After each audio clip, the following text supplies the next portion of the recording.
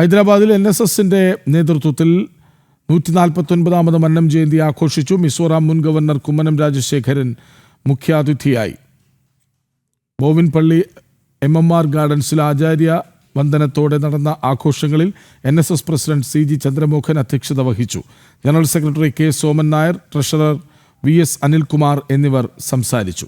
മലയാളികളുടെ വളരെ നാളായുള്ള യാത്രാക്ലേശം പരിഗണിക്കാൻ കേരളത്തിൽ നിന്നും ഹൈദരാബാദിലേക്ക് വന്ദേ ഭാരത് സ്ലീപ്പർ ട്രെയിനുകൾ ആരംഭിക്കണമെന്ന് നിവേദനം കുമ്മനത്തിന് കൈമാറി. ആഘോഷഭാഗമായി കോൽക്കളി, നൃത്തങ്ങൾ, കരോക്കെ ഗാനങ്ങൾ എന്നിവയും സംഘടിപ്പിച്ചു.